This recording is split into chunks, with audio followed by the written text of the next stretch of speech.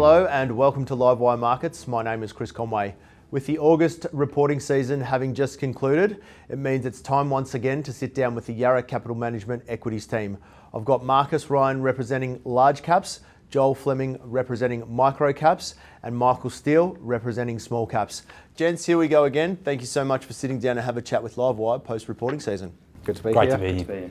It's been a pretty extraordinary season, at least from my perspective. Marcus, I wanted to ask you first, how would you characterise the season overall? Overall, Chris, would say reporting season was broadly in line. The outlook, however, was weaker. The investor response, with the market up 3%, was exuberant. So when we think about the F25 earnings, they ended the period around 2.5% lower year over year, in line with expectations. Really driving that lower, and the weakness was in resources, with earnings off around 15%, with positive contributions from the financials and the industrials. And just for context, this actually marked the third successive reporting season of lower earnings across the ASX 200, following those big years post-COVID recovery years of 21 and 22. F26 outlook was below market expectations. We saw earnings revisions revised back from around 5% growth to 3.5% growth. And interestingly, we saw about twice as many companies downgrade compared to upgrade. And the largest downgrades we really saw in the healthcare space and the building materials space. So Marcus, earnings coming down for the third year in a row and a market at record highs. What could go wrong, right? Exactly. There's a lot of exuberance out there, Chris. Absolutely. We'll get to that. All right. What have been the major themes? Joel, I'll come to you for a major theme for the season. Volatility, I think. When you've got blue chips behaving like microcaps, it really is something you don't see all the time. So just that volatility on trading day, on results announcement, the movements there. And we've seen some big intraday swings as well. So I think that volatility was something that really stood out to me. Yep. Michael, another theme? Another major positive theme during reporting season was the small companies market returning to earnings growth. We had 7% earnings growth over the last year, and that's a major inflection point compared to the prior 2 years where earnings actually declined. And our view is the small companies will continue to report earnings growth of 5 to 10% per annum next year. In terms of the sectors that led to that earnings growth, it was in particular from technology, property trusts, services, and also gold was strong. And there's a number of factors supporting a continued positive outlook, including the depressed starting point for earnings, improving economic growth, continued market share gains for small companies, margins expanding, and also interest rates reducing as well. Yeah, we'll talk about some of those sectors in a moment. Marcus, back to you. What was the highlight of the season, do you think? I'd say, Chris, navigating the US import tariffs was always going to be a real watch point this reporting season. And specifically, we saw the glove and PPE manufacturer Ansell navigate this remarkably well. So for context, about 45% of Ansell sales are in the US.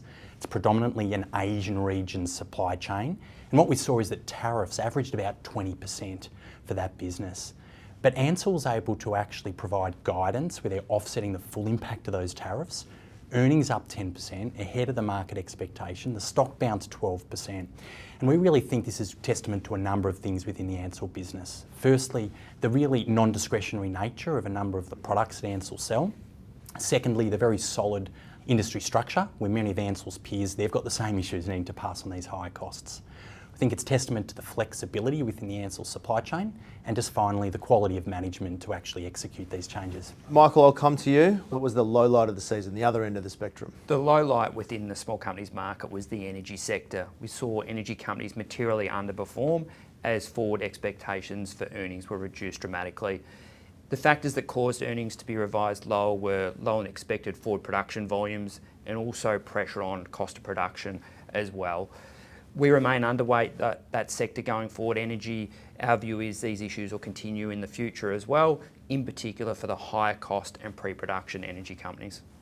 Gents, we're going to shift gears. I'm going to ask you some questions about your respective cap spaces. Marcus, I'll come to you first. Joel's talked about the volatility, but it was uncharacteristically volatile in the large cap space. So some names that reported poorly: CSL, Woolworths, James Hardie, often staples of Australian investors' portfolios, having a better time of it. Coles, Brambles, REA Group, but they were pretty sizable moves. Is this the most volatility you've seen in large caps since you've been covering them? And then what does it say about the world that we're living in at the moment? Building on the earlier comments that Joel's made and some of the anecdotes that you've provided there, Chris, objectively speaking, this was in fact the most volatile reporting season across the ASX 200. Right. So we saw around 30% of stocks in the ASX 200 show in excess of 3 standard deviation daily move on the day of their result. That's around twice the normal level. So while the earnings outlook was only moved lower about 1.5%, which is pretty normal for a reporting season, what we really think this heightened volatility speaks to is some of the changing investor mix across the market, more short-termism, increased sort of factor and quant and index ownership across the market. So for long-term patient investors like Yarra, we see opportunity in this volatility. Yeah. Just finally, some of the names you've mentioned, some observations. Firstly, beware of overcrowdedness. You mentioned CSL, like that stock off 20%. Look, it is a consensus buy out there across large caps. Secondly, just to be really focused on points of inflection for companies. Brambles was an example of this, stock up 11%. That pivot was really around what they're doing from an asset utilisation perspective. And just finally, market shares don't always normalise quickly. No better example than what we saw in the supermarket space in the last month. Coles advanced Woolworths by 30%, the share price over the month. That's massive. And really, I think the question left now for investors with Woolworths is, will they need to respond further with price in the period ahead? Marcus, just to follow up there, it's not on the run sheet, but I did just want to ask, some of those factors that you talked about momentum and quant and stuff like that, do you think they're likely to repeat in future periods? Like, is this the new normal in terms of volatility? Or, you know, I know it's hard to predict. Do you think this is maybe just a one-off and things will settle down as we move forward? There's no doubt, Chris, that the increased volatility theme that we're describing is an increased theme of the last number of reporting seasons. So perhaps that could be a helpful guide to what might happen in the future.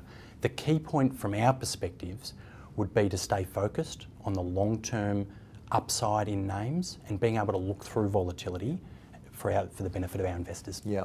Let's talk about some of those stocks that you're focusing on and using that lens. What do you like at the moment, Marcus, in your large cap space? From a sector perspective, we see opportunity in the resources space and in the communication services space.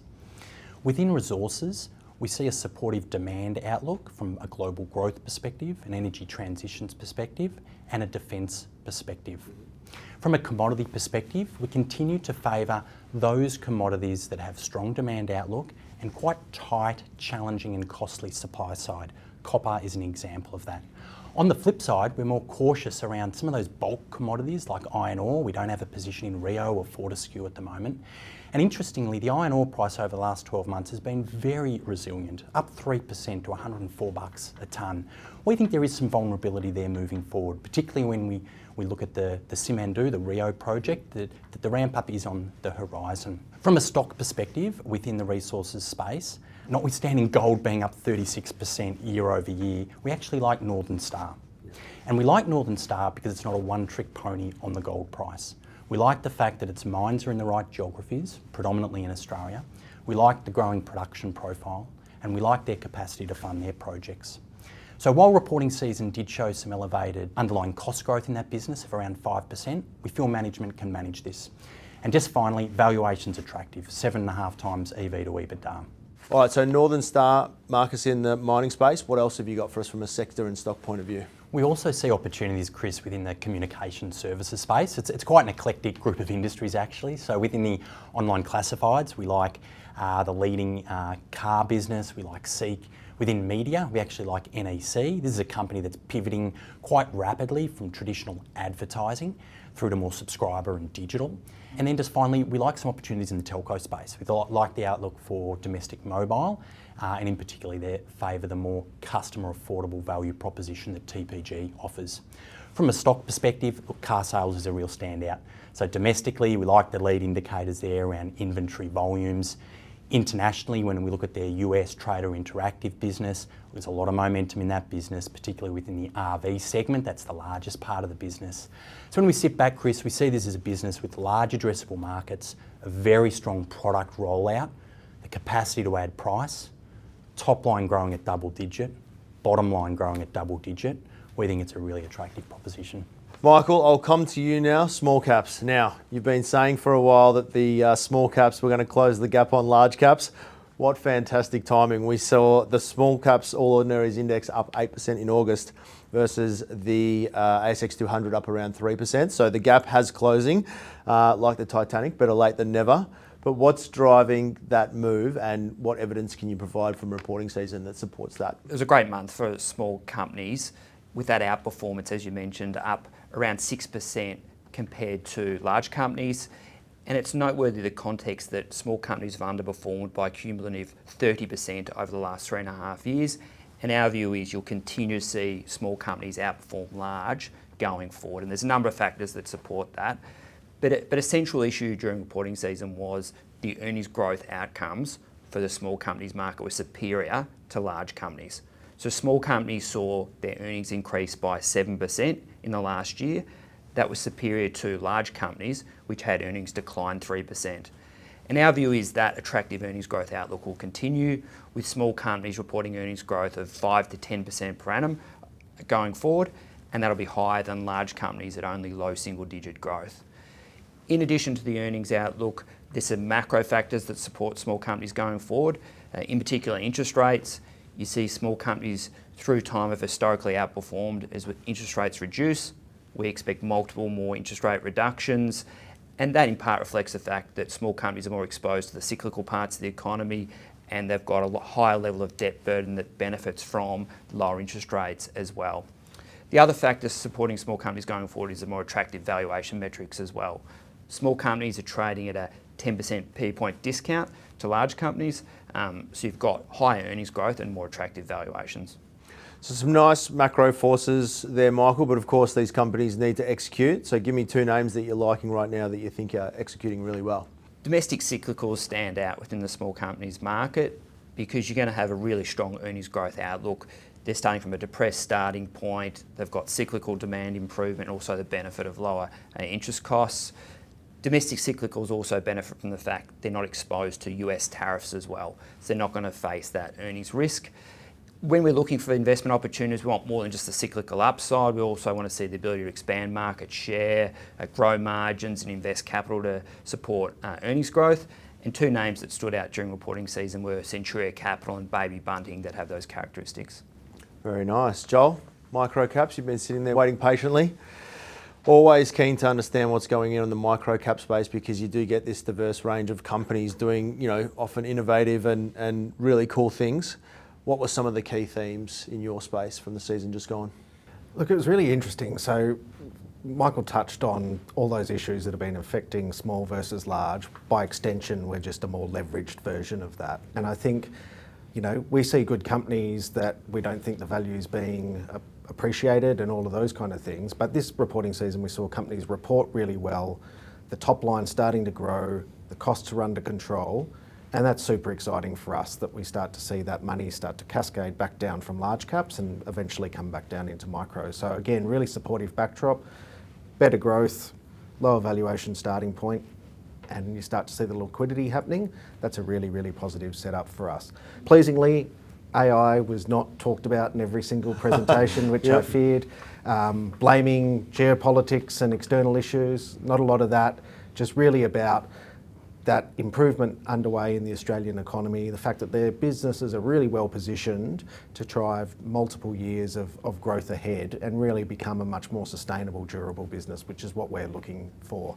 So on the whole, I think really pleased with how companies reported generally. We've got a lot of good themes there in terms of the decarbonisation, digitalisation, all of these things continue to tick away on the background. But I think it's these companies actually really showing those tangible evidence that they're turning into something that's worth, taking note of. Yeah, let's talk about a couple of those companies, mate. What's two companies that you like right now? Okay, so first one, Energy One. Market cap is about 440 mil, code is EOL. This provides software to the energy industry, and you've got a really strong position here in Australia and a growing position in Europe. So very large addressable markets. As the grid changes, as regulation changes, the demand for this kind of software only continues to grow. We've seen RPM Global receive a bid from Caterpillar. That was in the resources space. This reminds me very much of that kind of business. Really great growth industry, really good position, and plenty of runway ahead of it. And I think it's at one of those key inflection points. Just so we capture it for the audience, mate. You're also a holder of RPM Global and enjoyed the benefit of that bid, did you not? It's been a journey, but I think we got a good result there. And another name for us? Okay, so still in the software space, but this time in healthcare. So the stock's a Trier. Market cap's about $240 million, and they've got software for coronary heart disease detection. We think it's a more efficient product. Importantly, it's got some existing customers to roll out with, and they've just had success through the FDA of their second module attached to the platform, which will open up some really big revenue opportunities for them. So it is early stage, 2 big ticks from the FDA. They've got the clients, they've got the codes, and we think it's definitely one to watch over the next 12 months. Gents, we're going to talk about a couple of sectors that traverse your market cap spectrum. So we're going to start off with the consumer sectors, so staples and discretionary. One of the themes of the season, I'm sure you're aware, was the resilience of the consumer. In fact, it's been a theme for a while now. We haven't seen the consumer fall apart amid higher rates. What did you make of this theme, Michael, in the small cap space? In terms of consumer discretionary results, they were better than expected, and there's no doubt there's a positive outlook going forward for the consumer. When you think about the factors influencing the consumer, in particular you're seeing improving outlook around lower interest rates, you're seeing reduced cost of living pressure with inflation moderating, and they're also benefiting from tax cuts. There's other factors such as positive wealth impacts and also improving confidence. So we've got a positive backdrop for the consumer going forward. In terms of what we saw from results, there was no doubt sales trends have improved in recent months from all the trading updates. There was also some really interesting real-time data from Commonwealth Bank which showed the greatest level of improvement in the consumer was actually coming in the younger demographics. When we think about the consumer going forward as well, stocks exposed to that part of the market will benefit from a margin perspective with the ability to get cheaper products from a cost of goods sold perspective because of US tariffs. So we think there's an indirect benefit there, and these businesses are very leveraged to wage inflation, which is moderating as well.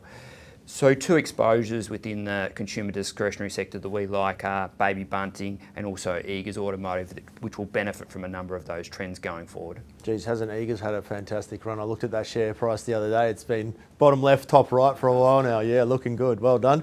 Joel, what about you? What are you seeing in the micro cap space when it comes to the consumer? Yeah, so very interesting points Michael made, and we would observe the similar kind of things. And it's also worth pointing out in retail, this reporting season showed that not all tides lift all boats, right? Coles and Woolies is the best example of that. But if you're selling a good product at the right price in the right place, and that resonates with the consumer, you're going to have a really successful business. So when we look at things like Universal Brands, they're doing an outstanding job in that much lower demographic than a lot of other kind of businesses are exposed to. So that was a real standout for us, and we think the growth profile there looks really good. And the other one, similar on the car side of things, Auto Sports, which is more that luxury Mercedes, BMW, Audi styles. They're starting to come off the bottom, and that giving us a lot of confidence about just the underlying improvement and that leverage to the domestic economy. We think we're quite early in that, and so our retail exposure is something that we're starting to see some really good green shoots. All right, let's shift gears. We'll talk about financials. Such a big talking point, obviously, because the banks have been getting so much attention, but I think everyone needs to remember that beyond the big four and Macquarie, there's a whole bunch of very high quality financials out there. So just wanted to see what the standouts were from a micros point. Joel, I'll stay with you in the financial space. So financials are really hard in micros, but if I kind of step back and look at the sector, Zip was something that really stood out, and that's been a meteoric rise from an almost near-death experience. So a really strong result. Outlook looks really positive in terms of the guidance there. Generation Development, again, they performed really well. It's a very well-held stock, but there's some fantastic momentum there. The platforms continue to deliver into very high expectations, so the Netwealth and Hubs keep on keeping on, doing a fantastic job. But we think stocks like Praemium, they reported really well. We're starting to see, some positive operating leverage there. They've got new products in market, and so that processes underway, so that looked pretty interesting to us. But again, across the board, I think the financials performed really well, but Zip was the stock that I think captured most people's attention through reporting season. Yeah, no doubt. Marcus, I'll come to you. Have to talk to you in the large cap space when it comes to financials. What are you seeing, and maybe what are some of the opportunities beyond the big four? Chris, with respect to financials for the large cap, this was actually one part of the market that saw slightly better earnings growth into next year, still albeit relatively low at around 2.5%. That was driven by some of the bank quarterly updates, NAB and Westpac, which saw slightly better margin outcomes. To us, we see this, however, as more of a reprieve rather than a trend, and we're underweight the banking sector, with the exception of an overweight stock call to Westpac. Now, Chris, it wouldn't surprise you to hear, however, that the banking sector, it does remain very expensive. In fact, just to put a bit of math around it, it's now in excess of 3 standard deviations expensive. It's a stock PE on average of 21 times, which is a whopping 60% premium to the long run PE of 13 times.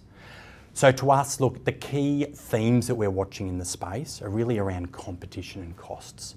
So from a competition perspective, retail deposits and mortgage risks, we think are tilted to the upside. You're going to have a look at some of the offers that Macquarie has out in the marketplace at the moment. And from a cost perspective, look, it seems like every bank's got a simplification program at the moment, but look, let's see how this pans out. Elsewhere within the financial space, we're actually quite encouraged with some of the results through reporting season for the domestic personal insurance companies, IAG and Suncorp. And while many of us have experienced higher premiums on our motor and home policies, what was really quite amazing is that the renewal rates for these insurance companies is actually flat to even getting a little bit higher. So there's an excellent capacity here for this industry and these players to continue to pass on elevated costs. Yeah, insurance, it's the last thing we all give up, despite the 20% bill shock we get every time we open the envelope, right? All right, let's shift gears again, gents. We'll close out with property and all things related to it. So just want to understand some of the key things impacting the sector right now. Marcus, I will stay with you. What's going on in the large cap property related space? There's a number of really interesting themes sweeping across the property sector at the moment. Firstly, the fundamentals are unquestionably improving. Listening to the retail groups, the centres, the vicinities, the quality malls are full, 99% occupied. Listening to the office groups, so the Dexuses, Mirvacs, GPTs, we've seen a stabilisation of occupancy rates in key core office markets. Secondly, valuations now are rising. So after a number of years of falling asset valuations, this reporting season in fact showed 60% of REITs now with increasing NTAs. We saw more of that for the retail owners and less of that for the office owners. And just finally, we think borrowing costs have now turned to being a friend of the REITs rather than being a foe. Looking forward, the prospect is for rate cuts from the RBA, and we see downward pressure on borrowing margins for the REITs as well. Just finally, from a stock perspective, to us, we think Mirvac really stands out in the space. We like the outlook for the rental growth from its high quality passive portfolio. It's about 70% of earnings. We like the outlook for the development earnings. It speaks to about the other 30% of earnings. It's being really driven by better residential volumes and better margins. And just finally, the valuation we think is a standout. The stock's trading at a modest 5% premium to NTA, and that compares to residential peer Stockland trading at close to a 50% premium to NTA. Michael, bring us home. What's going on in the small cap space when it comes to the property and property related stocks? Consistent with Marcus's comments, the property sector saw better than expected results and also a positive outlook. In terms of the outlook for the sector, there's clearly a number of positive factors. In particular, when you look at asset valuations, we've had an inflection point, and our view is asset valuations will increase for industrial and retail going forward. Also, from an earnings and distribution perspective, it's looking more attractive going forward. You've got consistent, resilient rental growth and reducing headwinds from the cost of debt with rates coming down. When we look at the investment opportunities within property, in particular, fund managers of property stand out at the start of the cycle. The fund managers benefit from the fact that you see improving inflows, asset values going up. Some of their other earning streams start to improve from cyclically depressed levels, such as performance fees, transaction fees, and the headwind from interest costs moderate as well. In particular, Centuria Capital stands out from the property fund managers. The other sector Marcus mentioned as well was retail property. We also have a positive view on retail.